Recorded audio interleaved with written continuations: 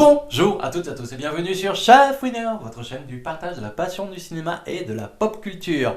Aujourd'hui, je vais jouer au Chafouiner en vous parlant du film Cadelver de Anti-Sèche Jarand Erdal. Mais avant d'aller plus loin dans la présentation du film, vous connaissez la chanson habituelle, mais oui, si vous entendez du bruit autour de moi, c'est normal parce que les animaux sont parmi nous. Chats et chiens sont là, mais surtout, disons coucou à notre jouet, chat, notre sac joueuse, coucou. Et coucou. Ah que coucou. Synopsis. Pendant une famine post-apocalyptique, un dîner-spectacle attire les foules dans un hôtel. Mais une famille découvre qu'elle paiera nettement plus que le prix du billet. Donc, ceci étant dit, maintenant parlons concrètement du film. Un film qui démarre, il est très grisâtre, hein, c'est un film norvégien. Dans sa patte artistique, ça se ressent un tant soit peu, même au niveau du casting en général. Ça se ressent hein, quand on est dans les pays du Nord. Hein. Mais pour en revenir à l'image du film, oui, elle est assez grisâtre et donne, peut-on dire, le ton, le cadre de ce film qui, comme est précisé dans le synopsis, se déroule dans un futur post-apocalyptique.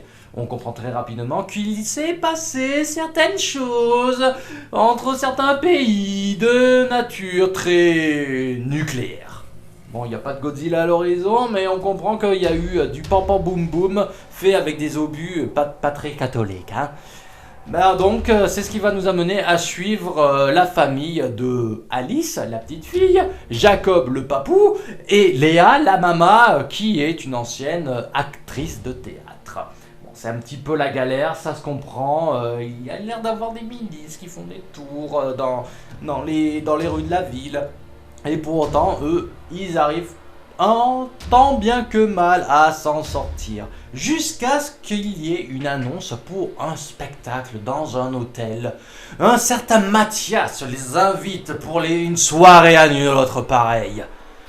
Et, durant cette soirée, un festin leur serait dédié en plus d'un petit spectacle pour leur permettre de s'évader.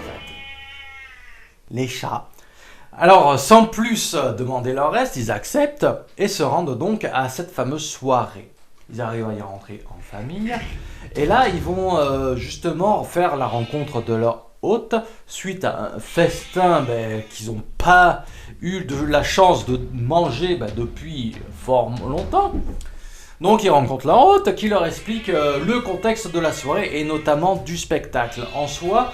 Tout du long, ils vont devoir revêtir des masques. Ces masques vont faire d'eux des spectateurs. Les personnes qui n'ont pas de masque sont des acteurs d'une pièce qui va prendre place dans l'ensemble de cet hôtel. Chaque famille, chaque personne sera libre de suivre le protagoniste qu'elle voudra. Dans le cas de notre famille, c'est le personnage de Raquel qui vont suivre parce que la petite Alice est intéressée par les aventures amoureuses de cette dernière. Et malheureusement, comme on pouvait s'en douter, Alice, à un moment ou à un autre, va disparaître. Bon, je ne vais pas m'étaler davantage sur l'histoire, puisqu'on va suivre ensuite notamment la famille, et plus particulièrement le personnage de Léo, la maman, qui essaye justement de retrouver sa petite.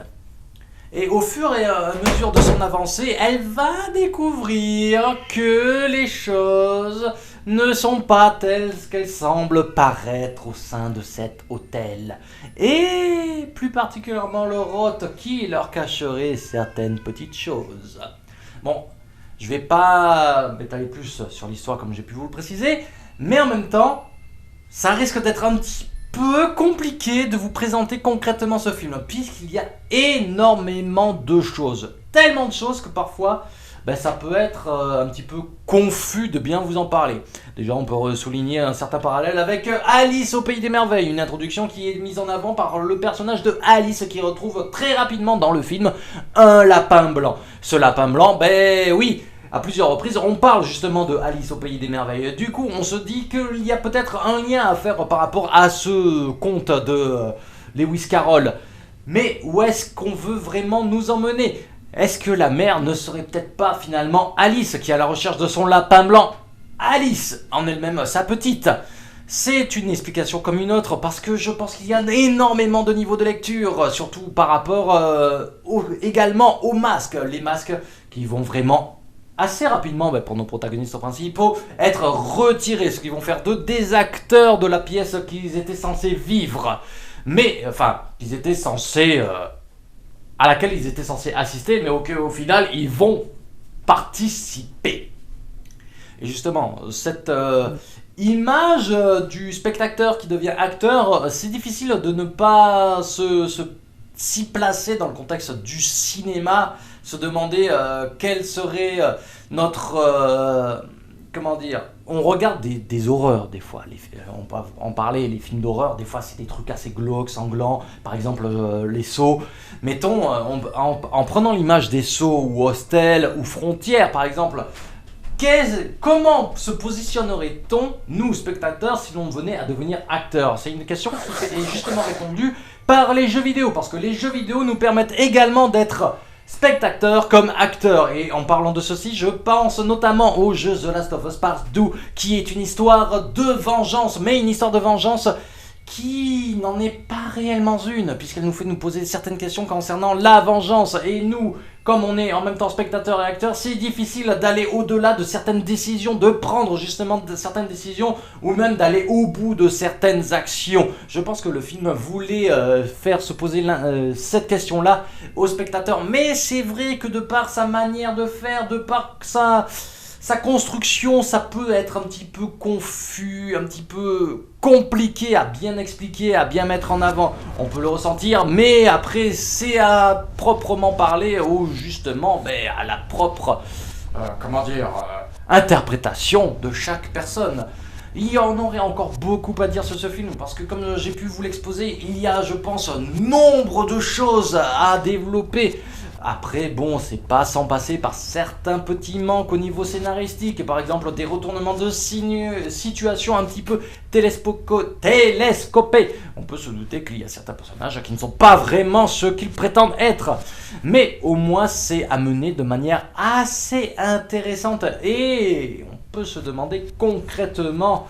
c'est ça qui est fantastique avec le cinéma, les bouquins ou autre chose. Ça peut faire sujet à débat et ça peut justement permettre de développer un petit peu le film. Un film qui, soulignons-le tout de même, en plus d'avoir un petit aspect gore certain, est quand même très beau au niveau de sa photo. Je pense surtout à certains contrastes, notamment lorsqu'ils vont s'apprêtent à rentrer dans l'hôtel, où il y a une sorte de brume, où il y a un côté bleuté, un peu froid, comme s'ils quittaient la ville, pour ensuite retrouver la chaleur promise par cet hôtel sinistre.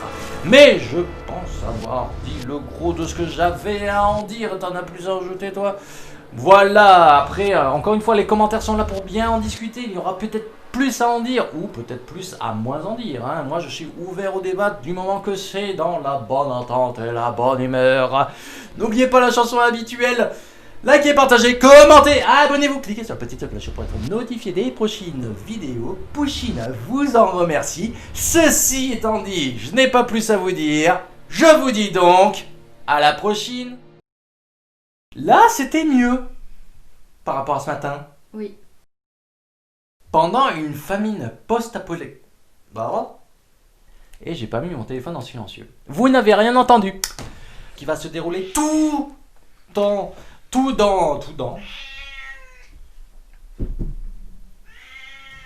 N'oubliez pas la chanson habituelle. Abonnez-vous, likez, partagez, commentez.